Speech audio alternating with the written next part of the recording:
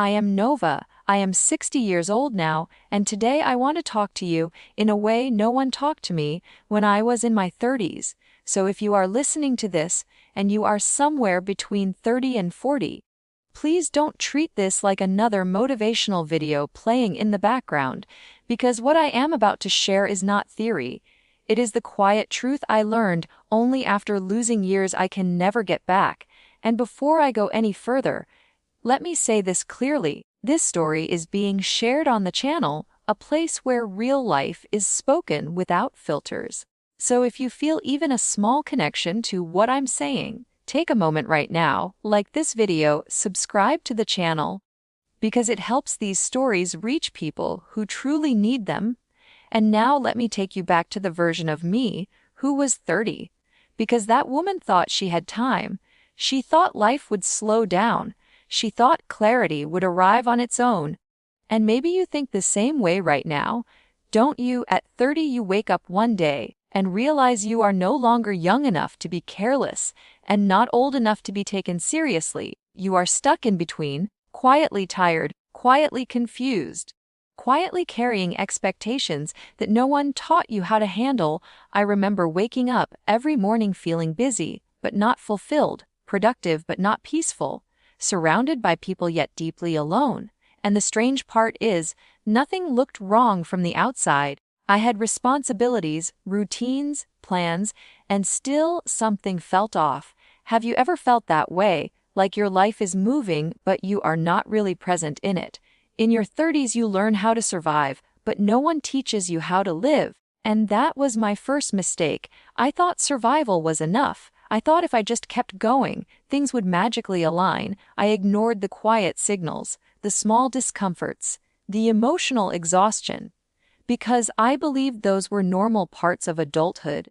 And maybe you believe that too. Maybe you tell yourself everyone feels this way, everyone is tired, everyone is stressed. But let me ask you something honestly. When was the last time you felt genuinely calm, not distracted, not entertained, but calm? I didn't ask myself that question until my 40s, and by then the cost was already high. In your 30s you begin to compromise in small ways. You ignore your health a little, your dreams a little, your intuition a little, and you don't notice the damage because it happens slowly, like water dripping on stone. One drop doesn't matter, but years of it can break anything. I used to postpone everything that mattered: rest, reflection, healing. I told myself I'd do it later, but later never came. Instead, what came were habits I didn't choose consciously, patterns I didn't question, and relationships I stayed in out of comfort, not alignment. And I want you to pause here for a second. Are you choosing your life? Or are you just reacting to it? That question alone could have changed my entire decade, but I never asked it. I kept moving forward because stopping felt scary. Stopping meant listening to thoughts I had buried.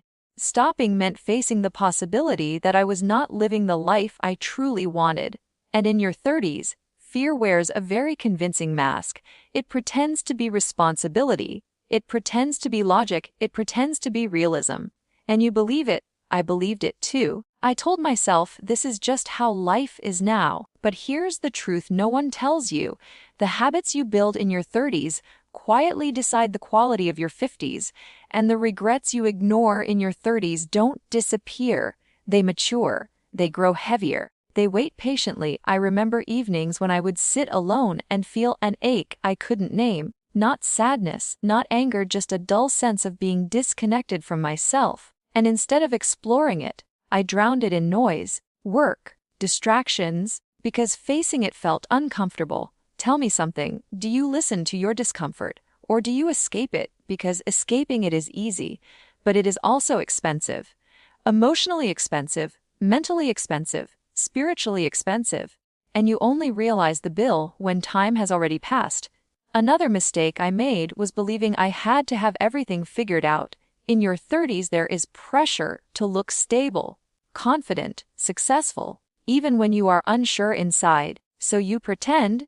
You wear confidence like armor, and no one sees how lost you really feel. I wish someone had told me that it's okay to not have answers yet, but it's not okay to ignore the questions. Those unanswered questions shape your future whether you acknowledge them or not. And here is something important.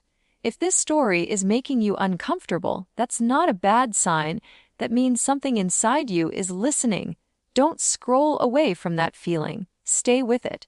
Because discomfort is often the doorway to clarity. I didn't understand that until decades later. In my 30s, I was focused on what I should be doing, not what I actually needed. And there is a huge difference between the two. Shoulds come from outside, needs come from within. And when you ignore your needs for too long, your life starts feeling heavy. Even if everything looks fine on paper, I remember thinking that one day I would wake up feeling fulfilled. But fulfillment doesn't arrive. It is built, slowly, intentionally, and only if you are paying attention. So let me ask you another question. When was the last time you checked in with yourself honestly? Not to judge, not to criticize, but to understand. Because no one taught us how to do that. Especially not in our 30s. We are taught to push, to endure, to keep going, but we are rarely taught how to pause, how to reflect, how to realign, and that missing skill cost me years, years of living on autopilot, years of saying yes when my heart was saying no, years of ignoring my own voice, because it felt quieter than everyone else's expectations. And here is the painful part. The longer you ignore yourself, the harder it becomes to recognize who you are. By the time I reached my late 40s, I realized I had become very good at meeting obligations and very bad at meeting myself, and I don't want that for you. That's why I'm speaking now. That's why this message matters. And if you're still listening, it means a part of you knows this already. A part of you is awake, so stay with me, because in the next part, I will tell you about the specific choices I avoided, the warnings I dismissed, and the moments that quietly shaped my biggest regrets. And before this part ends, let me gently ask you, if you keep living the way you are living right now, where will it take you in 10 years? Don't answer quickly, sit with it. And if this story feels like it's speaking to you, leave a comment. Share this video with someone in their 30s, because sometimes a single honest story can change the direction of a life. And in the next part, I will take you deeper into the mistakes I thought were harmless, but weren't at all. When I look back now, the most dangerous mistakes I made in my 30s were not loud or dramatic. They were quiet, reasonable, and socially acceptable. And that is why I didn't recognize them as mistakes at all. I thought mistakes were obvious things, bad decisions, big failures, public losses, but the truth is, the most damaging choices are often the ones everyone around you approves of. I remember saying yes to things that drained me simply because they made sense on paper, jobs that paid the bills but emptied my spirit, routines that looked disciplined but slowly disconnected me from myself, and relationships that felt safe but never truly felt alive. And maybe right now you are nodding quietly because you are doing the same thing, telling yourself this is practical, this is mature, this is adulthood. But let me ask you something honestly. Just because something is acceptable, does it mean it is right for you? In my 30s, I confused comfort with alignment. I stayed where I was familiar, not where I was growing. And growth always feels uncomfortable at first, so I avoided it. I chose predictability over possibility, and that choice has a cost that doesn't show up immediately, but compounds over time. Another mistake I made was ignoring my body. I treated my health like something I could deal with later. I skipped rest. I ignored stress. I normalized exhaustion because everyone around me was tired too. And when everyone is tired, tiredness feels normal, but normal doesn't mean healthy. Tell me, how often do you listen to your body before it forces you to? Because the body always speaks softly before it screams, and I ignored the whispers, headaches, tightness, constant fatigue, emotional numbness. I brushed them off as part of life. And then one day they weren't whispers anymore. They were demands. In your 30s, you think you are resilient, and you are, but resilience without care turns into damage. And no one told me that slowing down was not weakness. It was wisdom. Another quiet mistake I made was postponing joy. I told myself I would enjoy life after certain milestones, after stability, after success, after everything was figured out. But life does not wait for your checklist. Joy is not a reward you earn at the end. It is something you must allow along the way. And when you keep delaying it, you forget how to feel it. Do you know how many people reach their later years and realize they forgot how to enjoy simple moments? I was one of them. I also made the mistake of staying silent about my inner struggles. I didn't want to burden anyone. I didn't want to appear weak, so I carried everything alone. And isolation slowly grew inside me, even when I was surrounded by people. Tell me, who do you talk to honestly, not politely, not superficially, but honestly, because silence feels strong in the moment, but it becomes heavy over time, and the weight of unspoken feelings can shape your entire personality. Another thing I wish I had understood earlier is that your 30s are not about proving yourself to the world. They are about understanding yourself. But I did the opposite. I focused on external validation, achievements, appearances, and ignored internal alignment. And when you build your life on external approval, it becomes fragile, because approval changes, trends change, people change, and suddenly you don't know who you are without applause. And let me tell you something important. If you don't define success for yourself, the world will do it for you, and you may spend decades chasing a version of success that was never meant for you. I remember comparing my life constantly, comparing timelines, comparing progress, comparing happiness, and comparison quietly steals your presence. It keeps you focused on where you should be instead of where you are, and presence is where life actually happens. I also underestimated the power of daily choices. I thought big decisions mattered more, but it's the small daily habits that shape your future. What you tolerate, what you repeat, what you avoid, these things become your destiny. And in my 30s, I tolerated too much stress, disrespect, dissatisfaction, because I believed endurance was a virtue. But endurance without boundaries becomes self-neglect. And that is not strength, that is slow erosion. Tell me honestly, what are you tolerating right now that is slowly draining you? And why? Is it fear? Is it comfort? Is it habit? Because clarity begins with honest questions, not perfect answers. Another mistake I made was believing time was unlimited. In your 30s, time feels abundant. You think there is always tomorrow, next year, later, but time moves faster than you realize. And one day you wake up and realize decades have passed, not because you were lazy, but because you were waiting for the right moment, waiting for confidence, waiting for permission, and permission rarely comes from outside. You have to give it to yourself. I wish someone had told me that it's okay to change direction, even if you've invested years in a path. Staying stuck just because you've already invested time is not loyalty. It's fear, and fear keeps you small. And here is something I need you to hear clearly. Your 30s are not a waiting room, they are a foundation. What you build there determines what you stand on later. And if this feels heavy, that's okay, awareness often does. But awareness is also powerful. Because once you see clearly, you can choose differently. And if you're still listening right now, it means you care about your future self. So do something small but meaningful. Reflect. Write down one thing you know deep inside needs attention. Don't fix everything, just acknowledge it.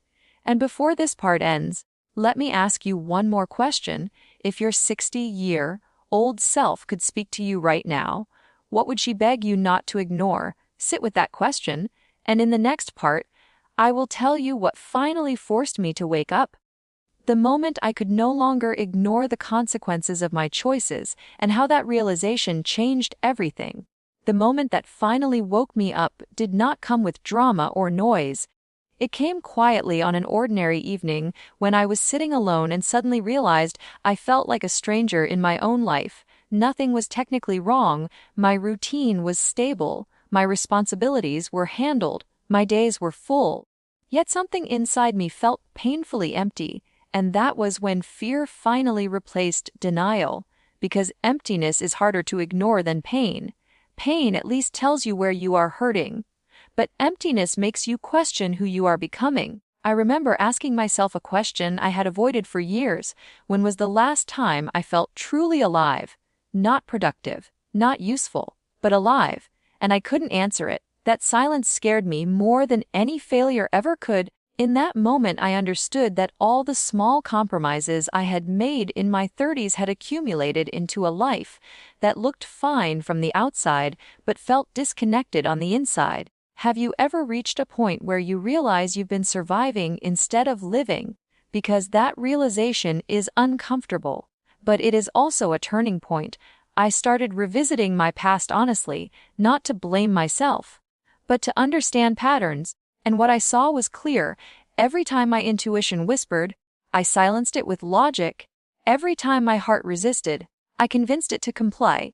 And every time I felt uneasy, I told myself this is how life works. But life is not meant to feel like constant resistance. Struggle is part of growth, but numbness is a warning. I also realized how much emotional weight I had been carrying for others, roles I accepted without question, expectations I never challenged, responsibilities that were never truly mine. And I carried them because I didn't want to disappoint anyone. But in doing so, I disappointed myself repeatedly. Tell me honestly, how often do you prioritize being understood over being authentic? Because authenticity sometimes costs approval. And I avoided that cost for too long. Another truth I faced was how little time I had invested in myself emotionally. I developed skills, I gained experience, I became reliable. But I never learned how to sit with my emotions without judging them. I treated feelings like inconveniences instead of information. And emotions don't disappear when ignored. They wait, and they grow heavier, until one day they demand attention. I also noticed how fear disguised itself as responsibility in my life. Fear of change, fear of starting over, fear of disappointing others, fear of being judged, and fear has a very convincing voice. It sounds reasonable. It sounds mature, but it quietly limits your life, and I had allowed it to shape my decisions for years. Do you recognize fear when it pretends to be logic? Because that is where many people get stuck. One of the hardest realizations was understanding that no one was coming to rescue me from this life. There was no perfect moment, no external permission, no sudden clarity waiting in the future. The responsibility was mine, and that realization was both terrifying and empowering. Terrifying because it removed excuses, empowering because it returned control. I also had to face regret. Not regret for what I did, but regret for what I avoided, opportunities I dismissed, conversations I postponed, versions of myself I never explored. Regret does not come from mistakes alone. It comes from unrealized potential, and that is a heavy thing to carry, but regret can either harden you or guide you, and I chose to let it guide me. I began making small but intentional changes, not dramatic ones. I started listening instead of rushing. I started saying no without over-explaining. I started choosing rest without guilt. And I started asking myself one simple question before decisions: does this move me closer to myself or further away? And that question changed everything. I also learned to forgive my younger self, because she did the best she could with the awareness she had. Self-blame keeps you stuck. Self-compassion allows growth. And if you are in your 30s listening to this, let me tell you something clearly: you do not need to have everything figured out. But you do need to be honest with yourself.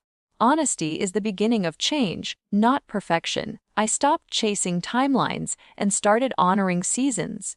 Some seasons are for building, some are for healing, and some are for letting go. And forcing yourself to bloom in the wrong season only exhausts you.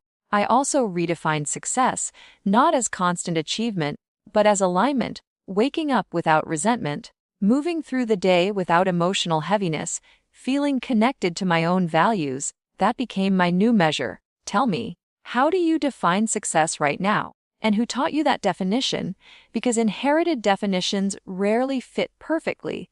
And one of the most freeing lessons I learned was that it's okay to disappoint people in order to honor your truth. Disappointment is temporary, but self-betrayal lasts. And every time you ignore yourself, You teach yourself that your needs don't matter. I had to unlearn that lesson slowly, gently, but intentionally, and as I changed internally, my external life began to shift naturally, not overnight, not magically, but steadily.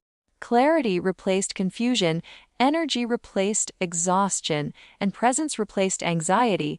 And if you're still here listening, it means this message resonates with something inside you. So let me ask you, what is one truth you have been avoiding? Not because you don't know it, but because acknowledging it would require change. You don't need to act on it immediately, but awareness is the first step. And in the final part, I will share what I would do differently if I could return to my 30s, the principles I would live by, the mistakes I would refuse to repeat, and the advice I wish someone had given me before time taught me the hard way. If I could return to my 30s with the awareness I carry now, I would not try to be braver in loud ways or stronger in ways that impress others. I would be braver in honesty and stronger in boundaries. Because the truth is, most damage in our lives does not come from failure. It comes from silent tolerance, from staying too long in places that shrink us, from accepting half-fulfilled lives because they look responsible on paper. I would stop measuring my worth through productivity and start measuring it through peace. I would understand earlier that exhaustion is not a badge of honor. It is a signal. And rest is not laziness, it is maintenance. I would stop postponing joy until everything was perfect, because perfection never arrives. Life only happens in imperfect moments. I would also stop romanticizing struggle. Struggle teaches lessons, yes, but staying in unnecessary struggle teaches only bitterness. If something consistently costs you your mental health, your self-respect, or your inner calm, it is too expensive. No matter how logical it looks, I would choose emotional safety over familiar chaos, and I would stop confusing intensity with love. Because love does not feel like anxiety, love feels like ease, consistency, and mutual respect. I would invest earlier in relationships that allow honesty without punishment and distance myself from those that require me to shrink to be accepted. I would also talk to myself differently, kinder. Because the voice you live with the most is your own. And if that voice is harsh, no external validation will ever be enough. I would stop asking, what will people think, and start asking, what will this cost me in the long run? Because people's opinions change quickly. But the consequences of your choices stay. I would take my intuition seriously instead of dismissing it as overthinking. Intuition is simply experience speaking quietly, and when ignored repeatedly, it stops trying to protect you. I would also understand that growth sometimes looks like losing people, roles, and identities that no longer fit, and that loss is not failure, it is transition. I would stop rushing timelines, marriage, success, stability, happiness, because life is not a race. And arriving early to destinations you are not ready for can be just as painful as arriving late. I would focus less on being impressive and more on being present. Because presence creates deeper connections than perfection ever will. And most importantly, I would stop abandoning myself in moments that require courage, speaking up when something feels wrong, leaving when staying hurts, choosing myself even when it feels uncomfortable. Because every time you choose yourself, you reinforce trust with your own soul, and trust in yourself is the foundation of confidence. If you are in your 30s listening to this, please hear me clearly. You are not behind, you are not broken, and you are not running out of time. You are evolving, and evolution is rarely linear. It includes confusion, pauses, restarts, and quiet realizations, and that is okay. What matters is not how fast you move, but whether you are moving in alignment with who you truly are. Ask yourself tonight, am I living a life that feels like mine? Or a life that only looks right to others? Because that question changes everything. And if this story touched something inside you, if Nova's journey reflected parts of your own life, I invite you to share your thoughts in the comments. What is one thing you wish you had understood earlier? Your words might help someone else feel less alone. And if you believe this message could help someone you care about, please share this video with them. Sometimes one honest story is enough to start a life-changing conversation, and if you want more real, meaningful stories like this on Shattered Lives, don't forget to like and subscribe, because every story here is a reminder that it is never too late to listen to yourself and choose a life that feels true.